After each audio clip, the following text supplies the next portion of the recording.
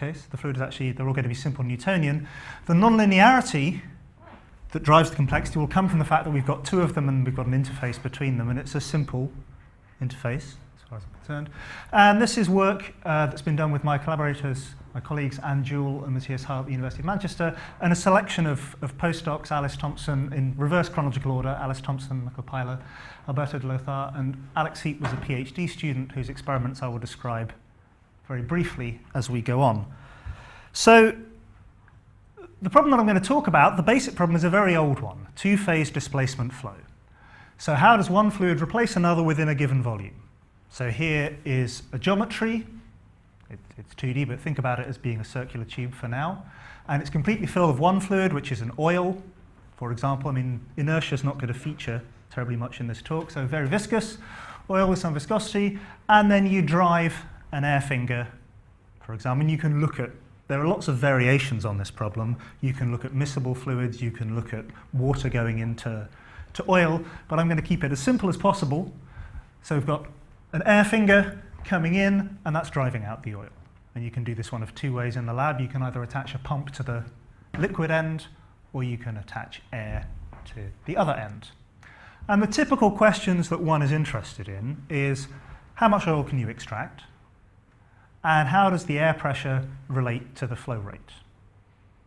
Okay. And so this has applications, the oil can extract, that does have applications to getting oil out of the rocks under the ground, although it seems we keep finding more and more. I saw in the news last night that California's now got more oil than they thought possible. But how much oil can we extract? And then how does the air pressure relate to the flow rate is the question of how much energy do you need to put in to get that out. No. What you can control is you can control the global flow rate. For example, I mean, you can put it in at a given pressure, or in the lab what we tend to do is have a volumetric syringe, so you're extracting at a given flow rate. Of course, you can only do that so much. If the pressure starts to get too high, it starts beeping, and then it stops. Maybe you can get to explain what the beeping is later. No, it's in my mind. My son's been in hospital, and they have exactly the same syringe pumps there for injecting the drugs as they do as we use in the lab. And there, when the pressure essentially gets too high, it starts beeping. And he's quite active. So what happened was, when he started standing up, and therefore the pressure gradient needed to be higher, this thing started beeping, and the nurses came in. That's a different story that I'll tell you about later. So, if we have a rigid geometry, it won't always be rigid, and we have a viscous flow, so I'm ignoring all inertia, really the only parameter that matters, if I've got air, so I'm assuming that really has got no viscosity at all, is a capillary number. It's the ratio of viscous forces to surface tension, mu times u over gamma. Gamma is the surface tension at the interface. And as far as this talk is concerned, that's going to be our dimensionless measure of speed. If I assume I've got fixed fluids with fixed properties, that tells us about the speed. U here, I mean, again, as you said, it's not necessarily a control parameter. We will typically choose it to be the velocity of the advancing finger rather than a flow rate, but later on it will actually become a flow rate. Oh, sorry, thanks. Is it this one? Yeah, brilliant. Okay, so just to orient you, in rigid circular tubes, there is a unique family of solutions, and it's rather boring. So this H infinity here, that's just the thickness of the film that's left. So in a circular tube, that makes sense. So the thickness of the film divided by the tube radius increases monotonically with capillary number. So the faster you go, the less fluid you get out. Because when you have a fast bubble, it sticks close to the center of the tube. When you have a slow bubble, it's almost a hemisphere that fills the entire tube, so it's really going along scraping most of the fluid out as it goes. So this limit down here is the hemisphere that fills the whole tube, statically. This limit up here is some asymptote. The details of that asymptote are still not understood in any geometry. It's a tricky limit to get to get a handle on mathematically, but experimentally that asymptote was found, in fact, in Cambridge by Cox in '62, and for small capillary numbers, you can do a lubrication theory analysis. Done by Brotherton in '61, also in Cambridge, in fact in the same lab. And there you find out, and this is generic behaviour in essentially any rigid geometry, that the film thickness, the volume of fluid left, scales like the capillary number to the 2/3. It's just the constant that changes. But this estimate actually starts to deviate reasonably quickly. I mean, it all depends what you mean and what you measure, but at a capillary number of 10 to the minus 2, there's already a reasonable difference. There's a whole area in the middle here. This is a logarithmic scale, where that doesn't work too well. And this line, I should say, was computed numerically by solving the Stokes equations. Right, so that's what happens in a circular tube. And you get the same generic behaviour for square, rectangular, elliptical, polygonal tubes. So these are more simulations from work that we did in 2008. So now I'm quantifying with the wet fraction rather than the film thickness. So as soon as I have a non-circular tube, the film thickness isn't uniform around the tube anymore. If you imagine that you have a...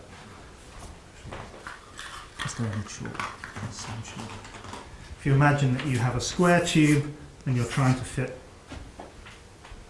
a circle in it, you don't have a uniform thickness anymore. So the wet fraction is the cross-sectional area that's filled by the fluid divided by the cross-sectional area of the tube. And again, so it's essentially measuring the same thing. It increases monotonically. There's some asymptote at high capillary number. So these are simulations in the absence of gravity. This is comparison with some experiments that we did in rectangular tubes, so the aspect ratio of the tube. And in our experiments we had gravity present, so the bond number is just a measure of gravity. And the simulations and the experiments agree very pleasingly, but the key thing that I want you to take from this is that all the curves are essentially the same. This excludes cases where the interface hits the wall. No, it takes a very long time for the interface to hit the wall, and it doesn't do it in our experiments. But yes, this is a perfectly wetting fluid. What's the geometry for the first graph? Oh, it's a square tube cross section. So alpha is equal to 1, and then my definition of alpha, which I should have drawn a picture again. So if this is alpha, that's 1. It doesn't actually matter. Well, it does matter when gravity is involved. So gravity is always acting, in this case, like that. So, I mean, one can, and we did, thank you, Tim, get hung up on the details of these flows, and there's lots of interesting things you can say, but, so where's the complexity? These are now plots of the pressure difference, the pressure that you need to drive the bubble at. It's a function of capillary number for the circle and the square tubes. So the dots are the simulation, the lines are this Bretherton theory capillary number to the 1/3, I think it is in this case. And you get agreement down where you expect to at low capillary number, but it's monotonic, it's not doing anything terribly interesting. So why did we start looking at this problem anyway? And the answer to that is biologically motivated. So we were interested in this problem of airway reopening, or in fact airway opening. So the airways of newborn mammals, well, I know humans and sheep and rabbits, which are the ones that are looked at, but I think all mammals, are collapsed. Now this is in blue because it's contentious. There seems to be a big debate in the literature between two groups from the same university in New Zealand with experiments on sheep, arguing about whether or not. So but the question is, when you actually come out, are your lungs collapsed or not? Now, one of the things that definitely happens in pre-labour is there's a change in the osmotic balance. So you actually get active pumping that's pumping the fluid out of the lungs to put them in a state of pre-collapse. There's also, in the final stages of labour, there's some squeezing going on that also helps get the fluid out of the lungs. But so I believe from the evidence that I do believe that they come out collapsed if it's a normal birth. So one aspect of that would be testable. Caesarean sections won't have that squeezing. Exactly, and it's somewhat unclear because of course everybody's different. So how do you do? And there's also certainly when humans, there's also quite a lot's going on at that point. So they tend not to do experiments on these experiments. What they did was they did compare.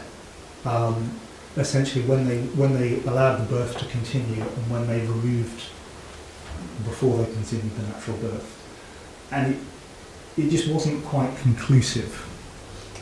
Because then the arguments, and this is essentially where the arguments went back and forth, the arguments were, when does this at what point does the osmotic pressure balance start changing?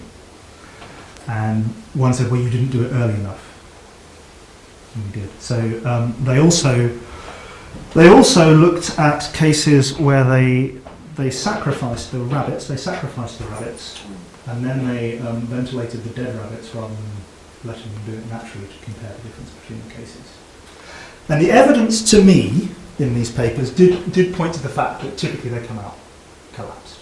So the argument, the problem is, so let's assume they collapse for now, and then the air was over by, and this is contentious, or steadily, in my model it's steadily. So here we've got this collapsed tube that's completely filled with the fluid, and then you have an air finger that's coming along reopening it. Now, if the tube is not collapsed, you have to displace an awful lot of fluid to get this air in. Now, the argument that the other group put forward was that that gets absorbed through the airway walls, because they're porous, I mean, it's not. So it goes through the airway walls. Now, if you work out timescales, there's no way, there's absolutely no way that could happen. So you're not particularly popular with the other group? I published this in a review paper, but I haven't written to the other group. I was very careful in my wording. I didn't use quite those phrases, but I said something along the lines of, seems unlikely. Anyway. So my feeling is that, of course, that does happen. I mean, I think there is some paramural clearance of the fluid, but they're still collapsed to start with.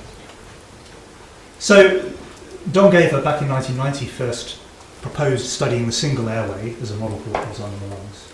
And this is interesting from a mechanical point of view system, because you've got the fluid mechanics, the solid mechanics, the mechanics of the airway wall, and there's a free surface involved as well. So if you like, there are a couple of free boundaries that you don't know necessarily where they're going to be. But the questions are essentially the same. How does the air pressure relate to the propagation speed? The one thing I should point out about this problem compared to the rigid tube case is that here you don't necessarily need to push fluid out of the end. In fact, to get a steady state you can't, because if there's still a pressure gradient, then this tube will still be collapsing. So a better way of thinking of this problem is that what's happening is you've got this fluid that fills the collapsed end, and as the air bubble comes along, it redistributes that fluid into a film that surrounds the finger. Okay, as it's going along. So what happens? Well, in two-dimensional model that Don Gaver and Ollie Jensen and others looked at, so now we already get something a bit more interesting. We don't get a monotonic, this is the speed, this is the width, which is a proxy for the pressure in their case, because they have linearly elastic walls. So the speed-pressure relationship is no longer monotonic. You get a two-branch type behaviour, and on this branch you get what was termed peeling, where the interface is very, very close to the wall, and on this branch you get pushing, where you have quite a large region of fluid ahead. And where I came to this problem, which I realise with horror is over 10 years ago now. Excuse me, what do we see exactly at the insets? Oh, sorry. What is what? So this is the air finger, this is the fluid, this is the wall, and these are the streamlines in a frame moving with the bubble tip. And which part is pre-collapsed and which part is... This part up here is pre-collapsed, this part is the open bit. So in a sense, the orientation is the same. This is the case when you have a high speed, high capillary number. Can you do a drawing so we help? Yeah.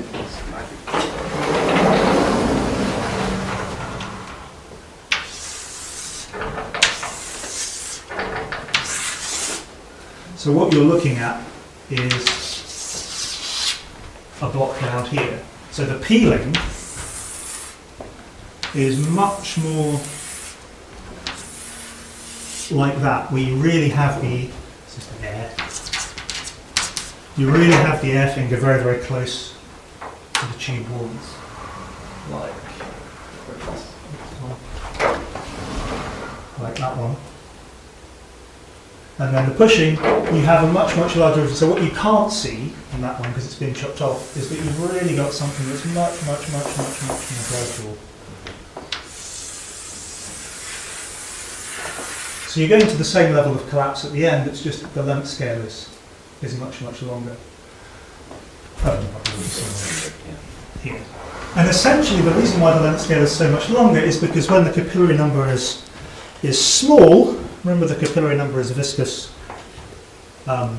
essentially viscous forces to surface tension forces, or viscous pressure differences to surface tension pressure differences. The viscous pressure difference is relatively small. So in order to get down to the levels of pressure you need to achieve this collapse, it takes you a much longer length scale. So that's what's going How on. do I know whether the tube is pre-collapsed just because it's thinner, or? Yeah, it's, well, or it's, demarcation? so there is another parameter that comes into this problem, which is the cross-sectional area of the end of the tube, and you determine whether or not it's open or collapsed. So the radius is 1. It's a circular tube to start with, and then you can change the level of collapse essentially by modifying the pressure that you put in the fluid at the end of your domain as the boundary So condition. it's not a binary thing? No, it's not a binary thing, collapsed or non-collapsed. No, absolutely. And how elasticity comes here? The wall is elastic. But Yeah, is it but, an yeah, extensible where is wall?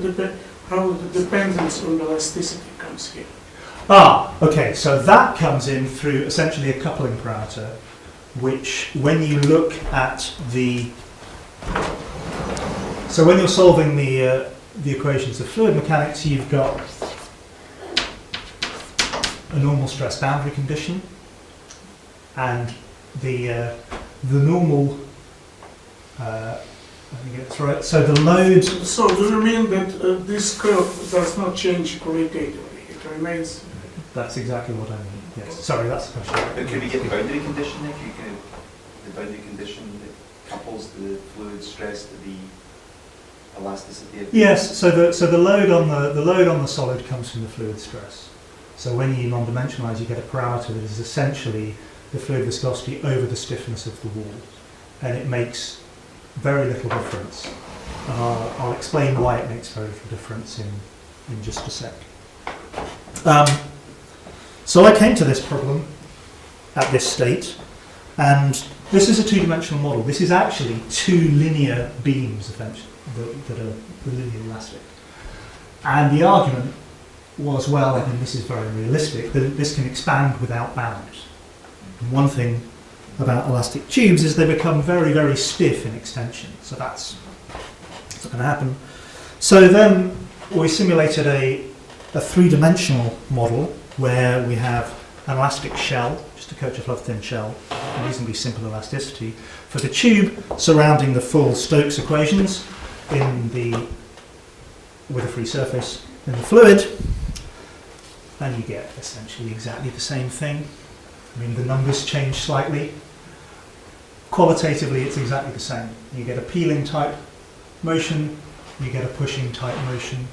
So now here the blue is the air-liquid interface that turned the other way around, which is silly, and I apologise. And the grey is the surface of the tube. So the dominant behaviour is independent of the dimension. And the reason for that, so the question in a sense, this bit here, this is basically like the rigid tube case. It's if I started here, I'd have a monotonically increasing pressure with speed. So the faster I want to, the bigger I put the pressure, the faster I go. What's slightly weird is this bit, this turnaround, because here, what's happening is that as I go slower, the pressure has to increase. And that's unstable. I can show that it's unstable. And these are just steady solution calculations. And the argument is that what's really dominating everything is conservation of mass in this problem. You can't beat conservation of mass, it will win. And in this problem, remember that point that I made about saying, well, you've got the fluid here that's just being redistributed. So what that tells you is if I've got a given level of collapse and a given amount of fluid, then that is the fluid that must end up in a thin film around the air at the back. Now, if I have to have an enormous pressure in order to do that, then so be it. I have to inflate the tube enough so that I can get my required volume of film around the bubble of a given shape. And so you've got conservation of mass, and in the static limit, the other ingredient is that as the capillary number is going to zero, your interface is trying to become the hemisphere that fills the whole tube. So in order to fit with those two conditions, you need this massive increase in pressure. And that's very pleasing, all written up. And at this point, we thought we understood this system.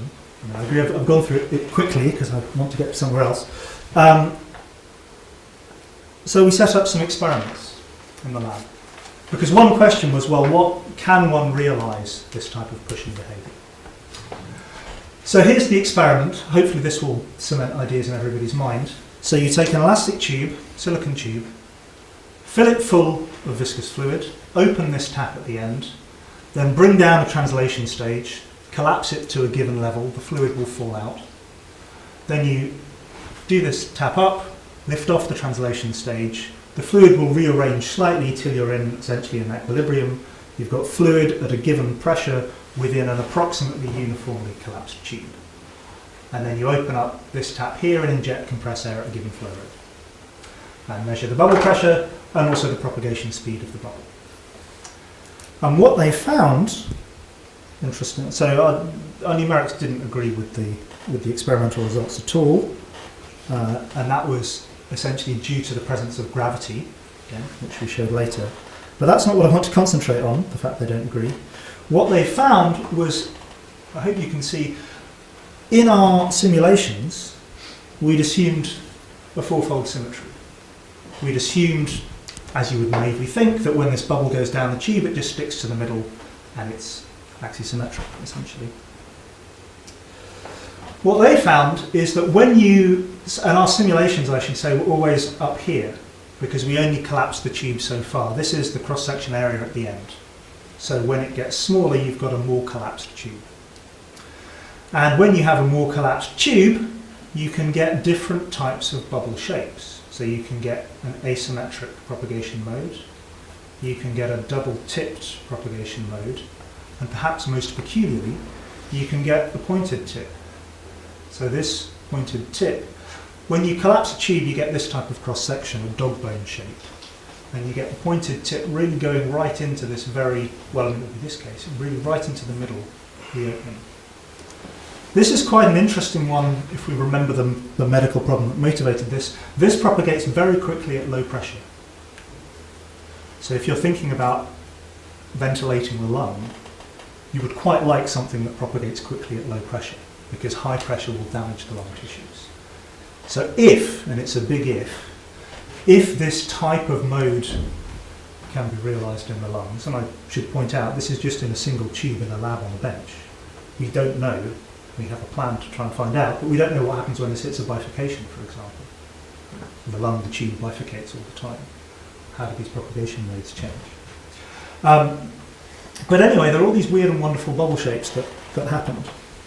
And the question that then occurred to us, and what I want to spend the rest of the time talking about, is do you actually need the elasticity to get these shapes? We had this is what motivates it, we had the elastic wall, but if I just looked at a rigid tube that had been deformed into a dog bone type shape, could I still see these different bubbles? Does it need the active feedback between the fluid and the elastic wall, or is it essentially passive geometry? Which is what I've just said. So that led us to consider this problem. So we've got a rigid tube geometry, go back to our rectangles, and you stick an obstacle in the middle. So this is all rigid, and this is approximating that collapsed tube cross-section. So alpha is the aspect ratio again, and then there are a couple of different things that tell you the height of the obstacle and its width, but it's always centrally located.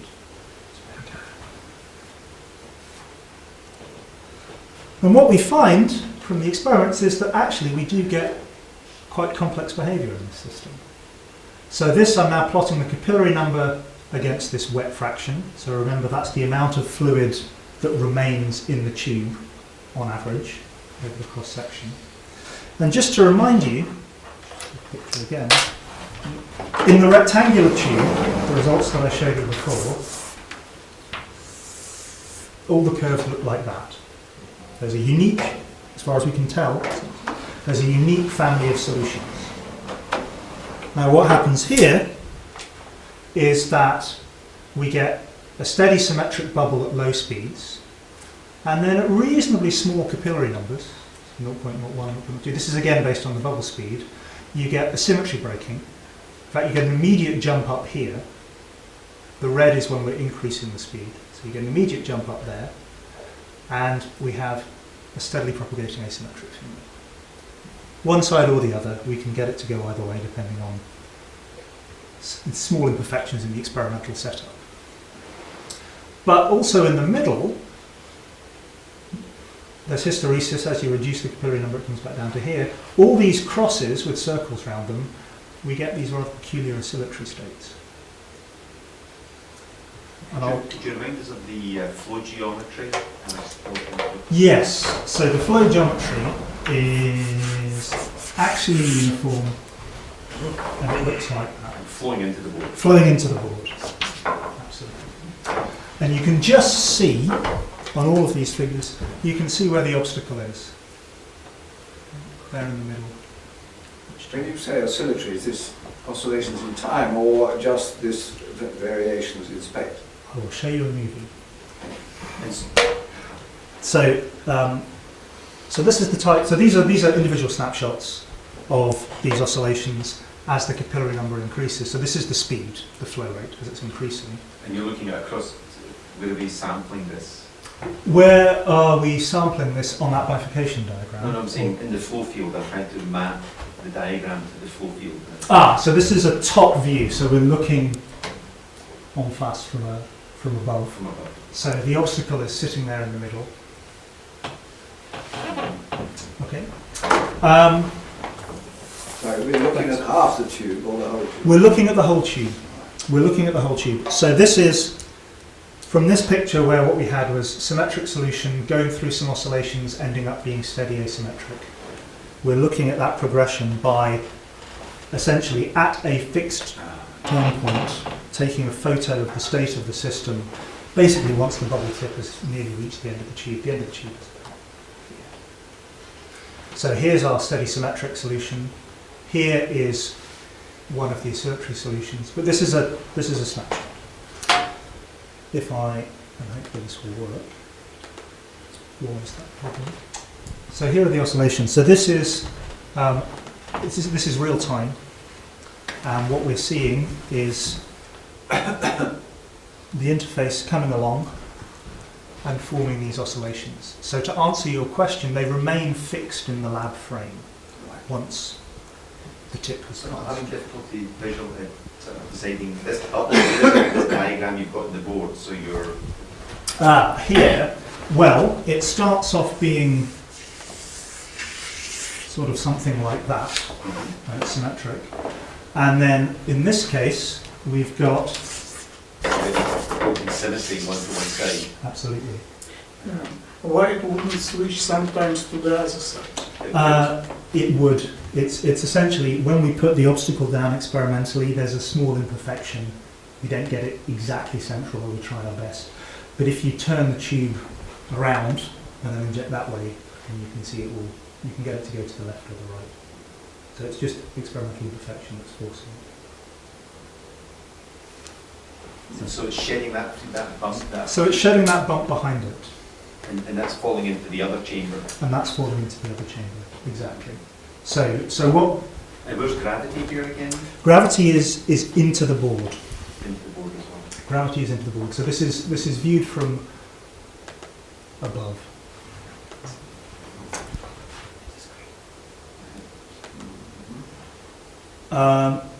So in that case, yes. So in all these cases, in fact, here you'll notice that the interface has essentially hit the wall. This is the far wall.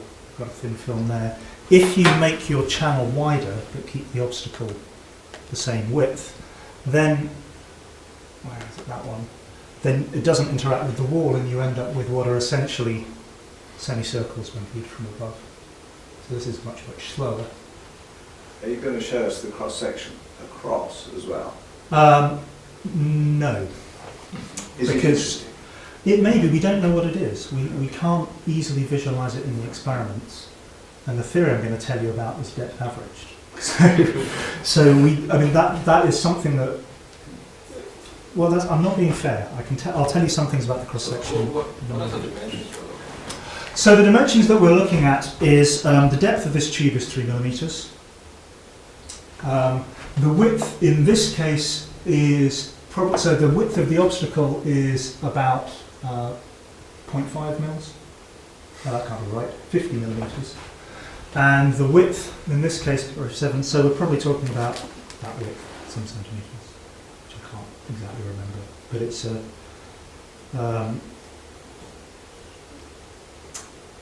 millimetric dimensions. So you said 50, but did you mean 5 millimeters? I meant Width 5 of the millimeters for the width of the Yeah. obstacle.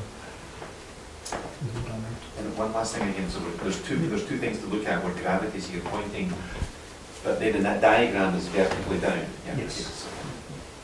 So all the visualizations, what we're doing is, I should have brought a prop, right, and I didn't. But yes, if you look down at this empty tube, what you would see is this step running through the middle of it, which is our projection field, in fact. What I should have done.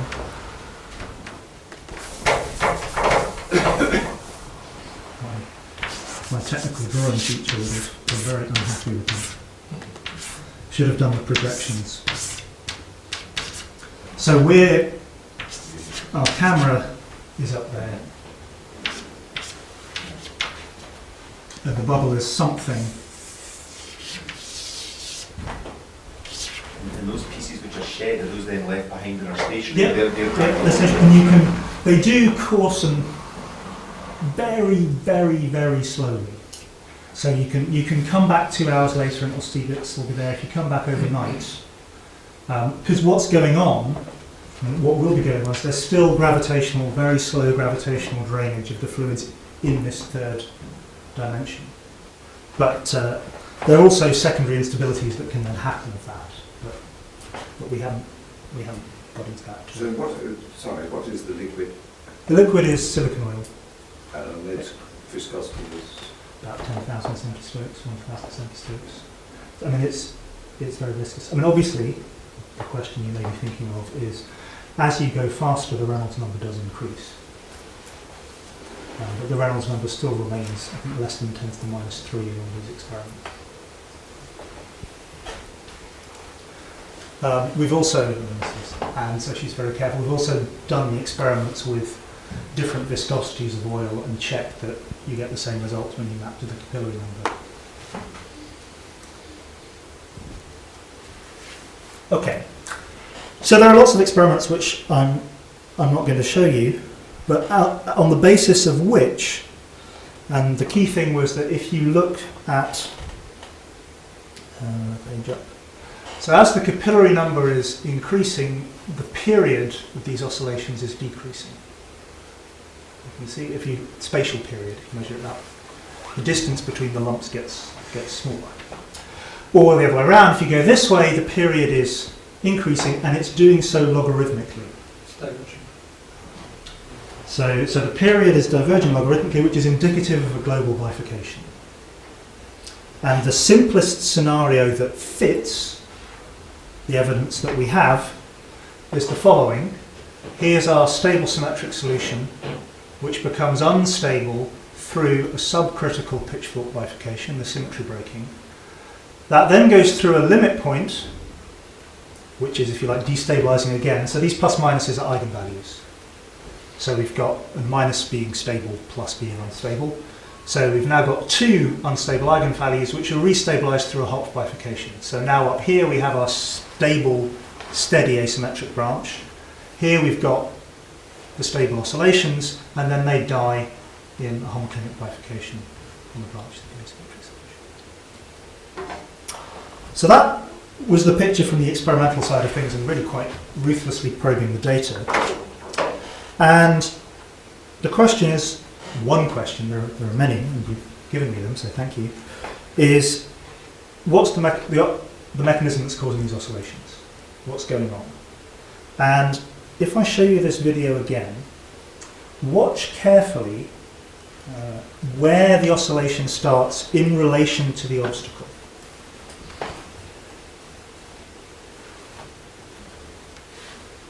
Can you see? So basically, as the interface is crossing the edge, you get this sudden development of a bulge.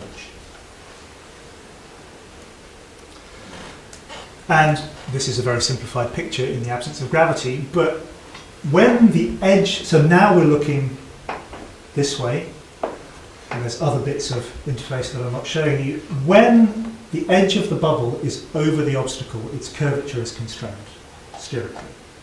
So there's a certain minimum curvature that it can achieve. But when it's passed over the obstacle, that minimum curvature actually decreases.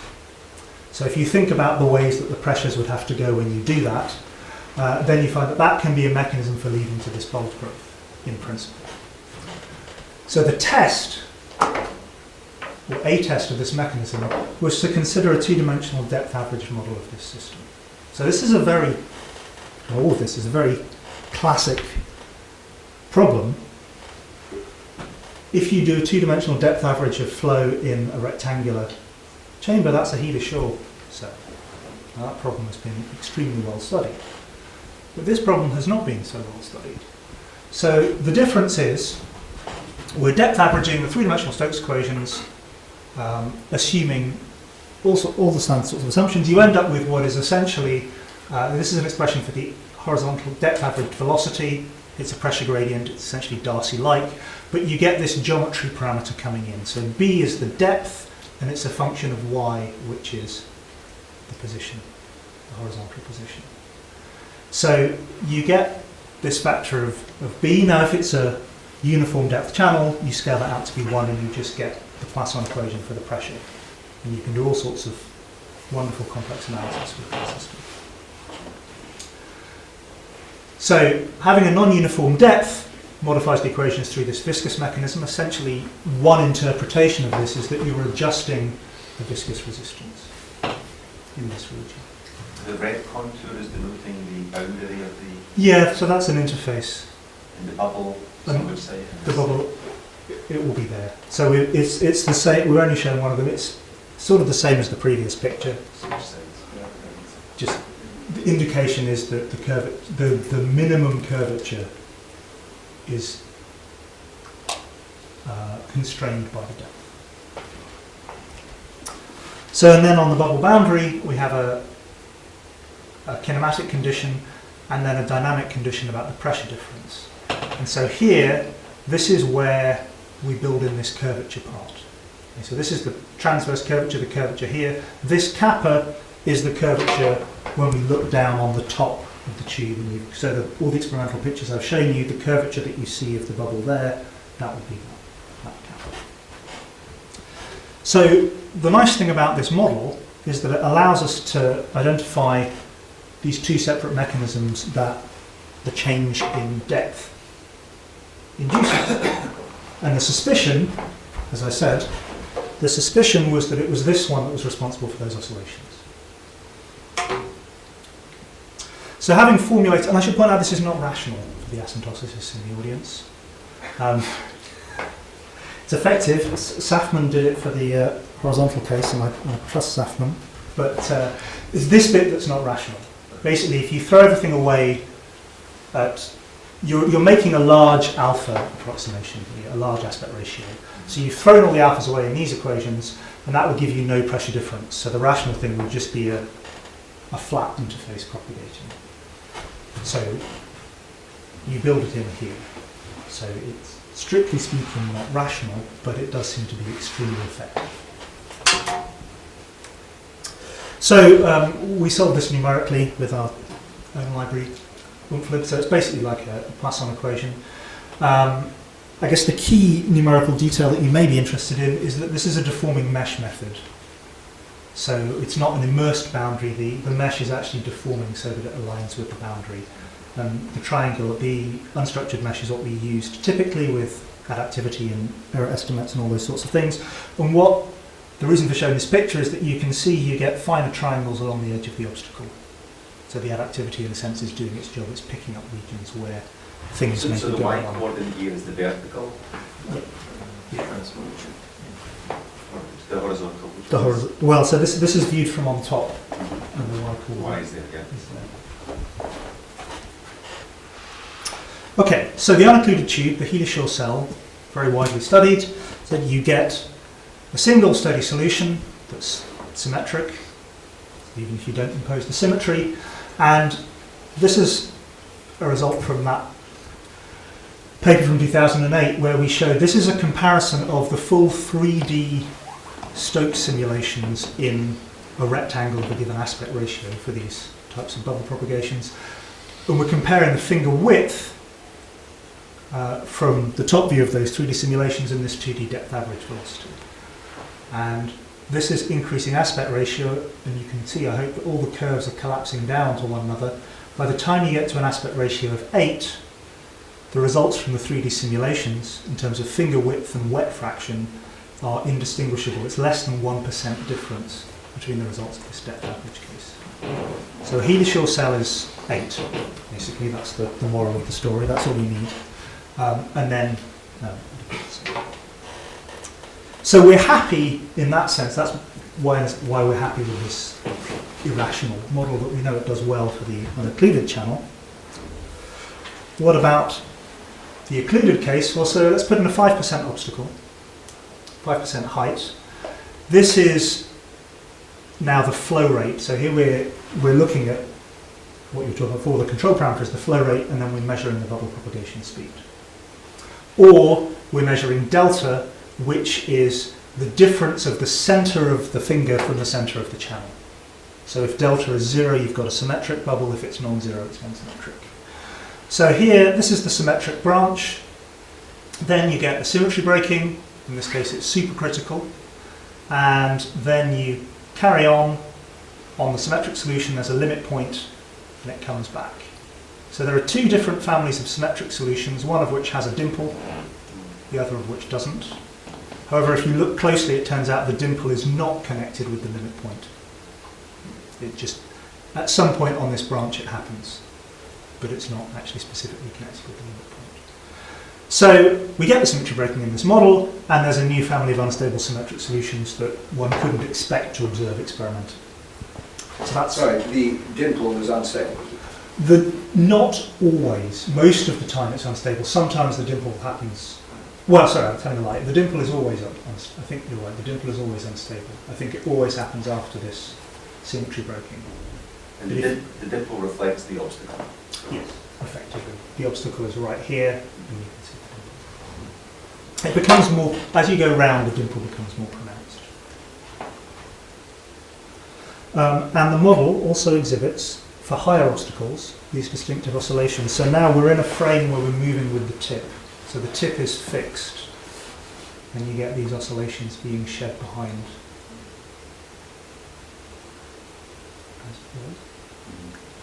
And your obstacle is pretty steep on the sidewalls, right? I mean, Well, sort of it's all within the long wavelength approximation, Right. and it's smooth, and there's a smoothing parameter. Oh. It's reasonably steep. And the obstacle, well, that was, in fact, if I go back, where we were, there, right.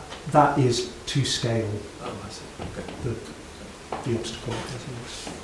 Essentially it's a double tangent profile.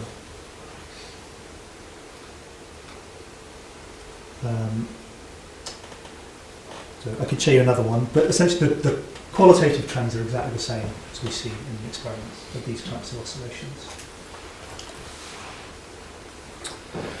So, what about this idea of mechanism? Well, the oscillations do seem to occur whenever the interface encounters the edge of the obstacle. So, being very clever, Alice said, well, if I make the obstacle wide enough, then can I get it with the symmetric finger? So the thing is, and you may well have forgotten this, when you're moving at the very slow speeds, that's when you have the symmetric bubble, and that's when it's wide. The bubble gets narrow as you increase the speed. So if you have a wide obstacle at slow speeds, you should be able to see it with the symmetric finger, and indeed you can. This is something we have yet to test experimentally. You actually, when you look at the unstable modes, there are actually two of them. In principle, you can have a varicose instability as well as the symmetric instability.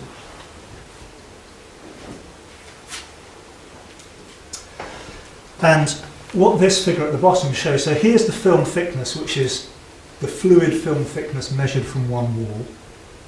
and this grey area is where the obstacle starts. So here's one wall, I'm moving into the tube, and when I get to 0.25 I hit the obstacle. This is the flow rate. So we're parameterising these fingers now by the film thickness. If you have both mechanisms switched on, then you start to get oscillations indicated by the crosses when the edge of the bubble is near the edge of the obstacle. If you only have the viscous term turned on, so you only keep the B in that Poisson-like equation, or non-uniform diffusion equation, rather than in the pressure boundary condition, then you don't get any oscillations. But if you keep only the transverse curvature and you switch off the viscous term, then you do get the oscillations back again. And essentially you'll notice that the curvature matters when the flow is small, and it's the viscous term that matters to get agreement when you're at high speeds.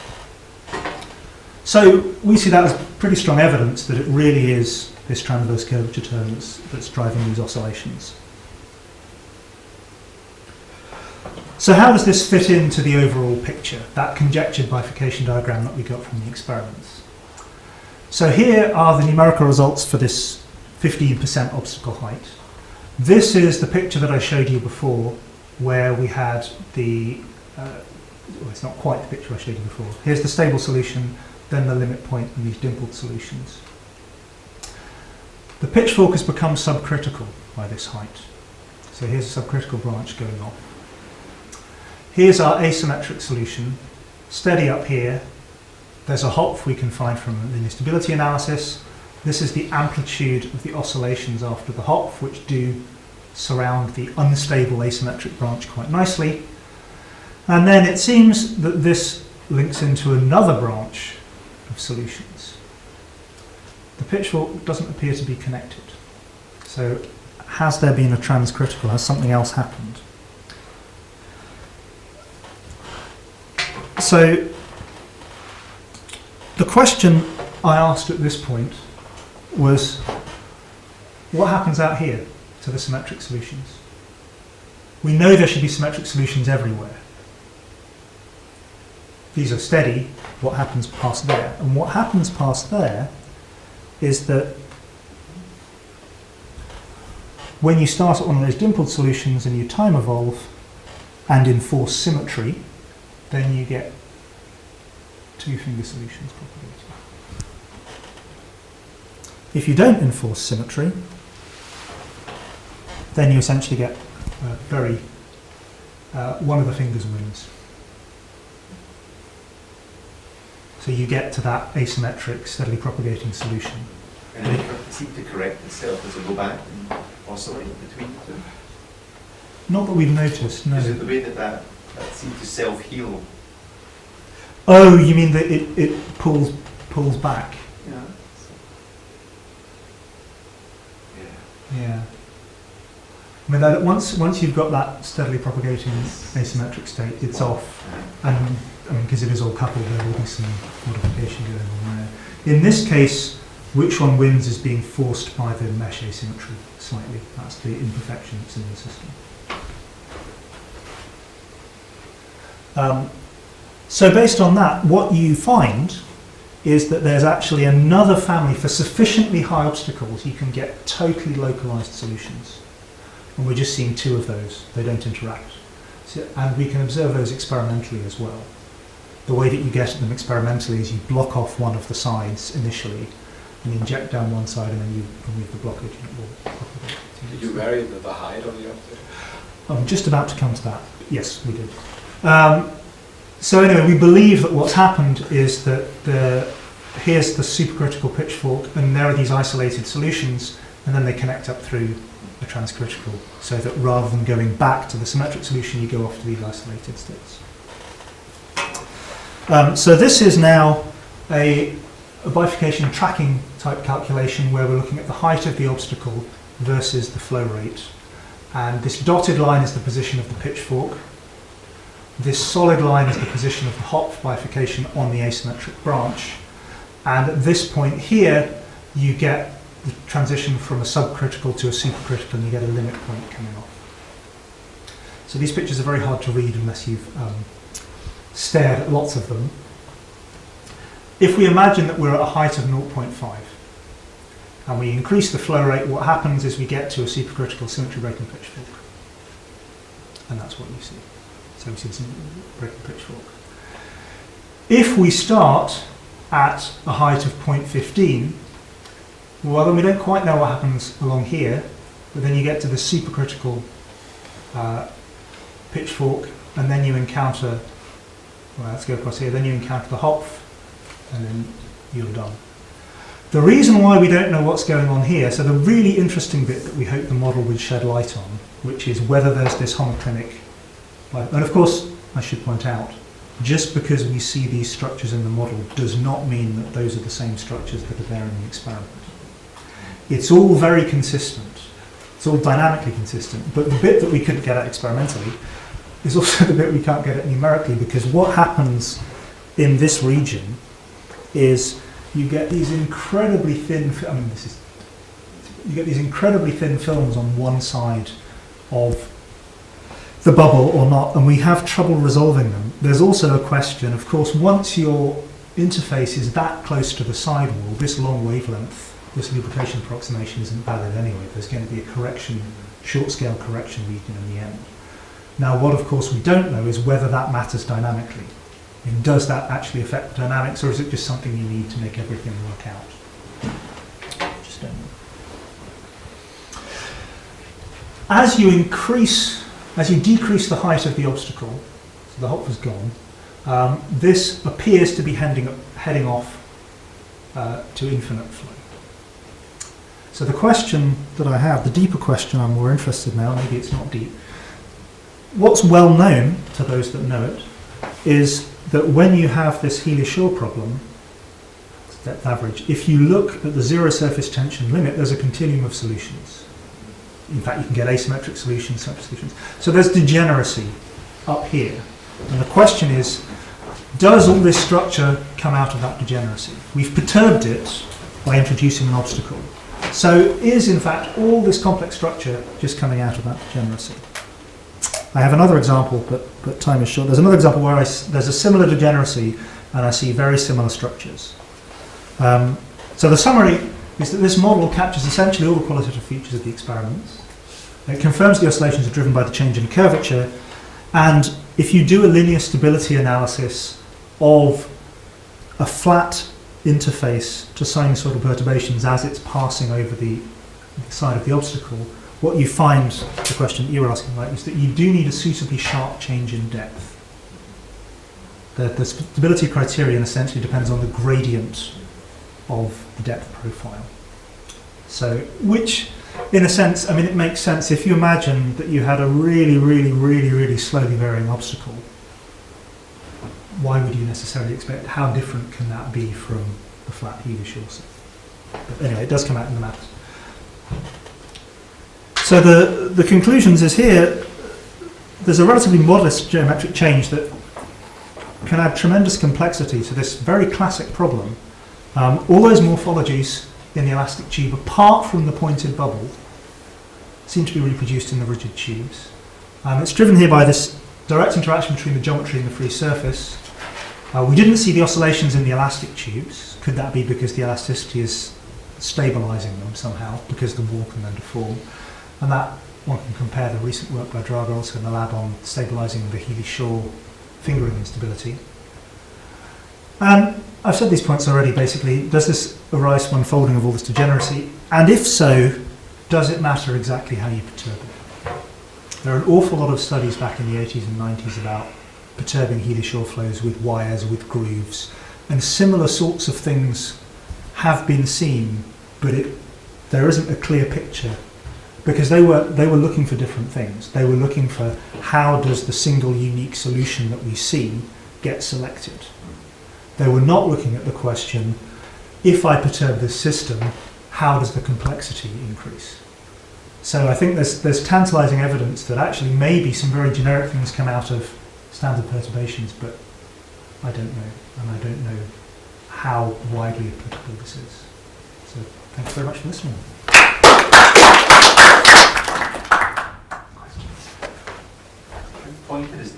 bubble?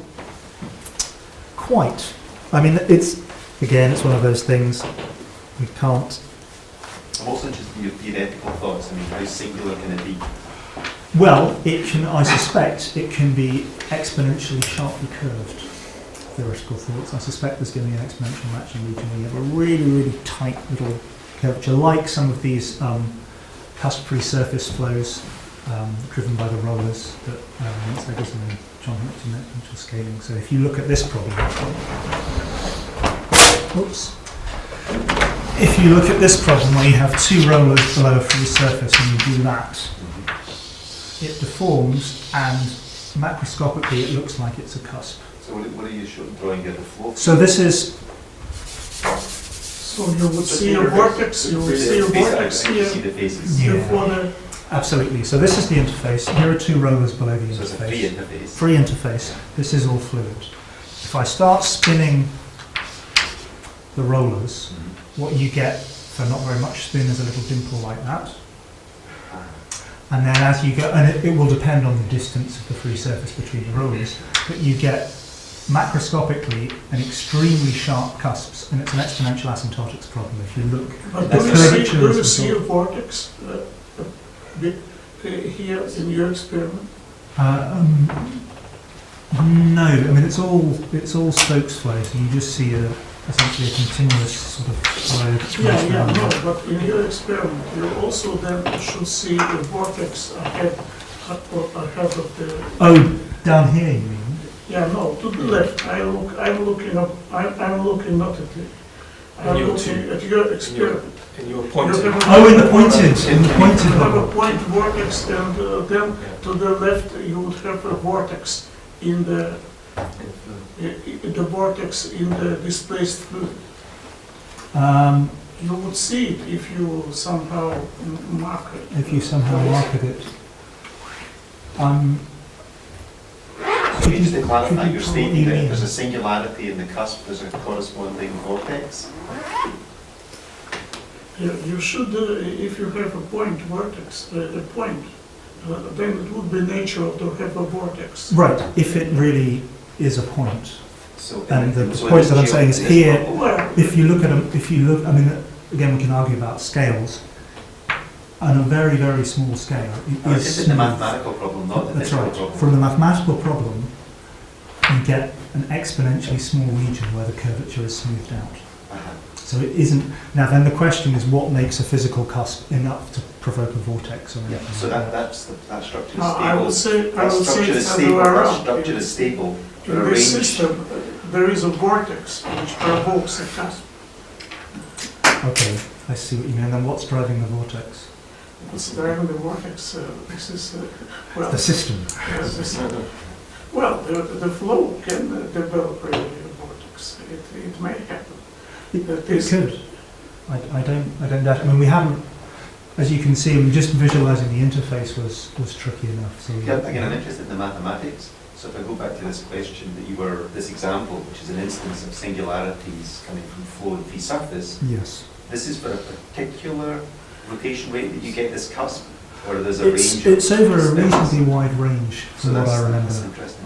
I can dig out the reference for you. Yeah.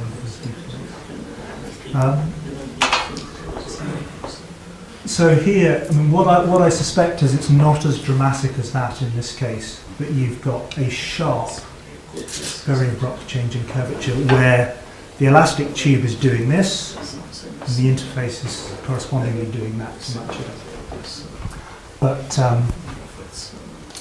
But we haven't really. The plan, in a sense, we feel we've got a handle on these, and the plan is to try and understand a bit more about this, because it does seem that this really does need the dynamically elastic deforming wall to be, that's for that structure to be supported. Seems. In these air tips, do you think they're all spherical, no matter the Oh, here. solid, the solid geometry? Well, I mean, some of them are no, is the answer. I mean, lots of them are squashed. Squash, yeah. Are squashed. So this one, So the pointed one, for instance, you don't know. the pointed one, Yeah. will be a fairly, I think it will be a fairly squashed, I'll have a good picture. I think the pointed one, if we try and draw it, if I try and draw it, will be a fairly squashed.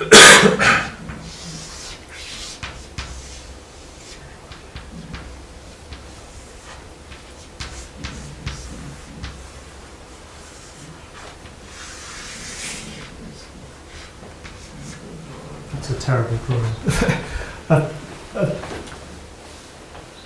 I think it will be fairly squashed. Let's go eat first, and we continue this. Let's thank both speakers. What's the close at 1:30? So. Oh, okay.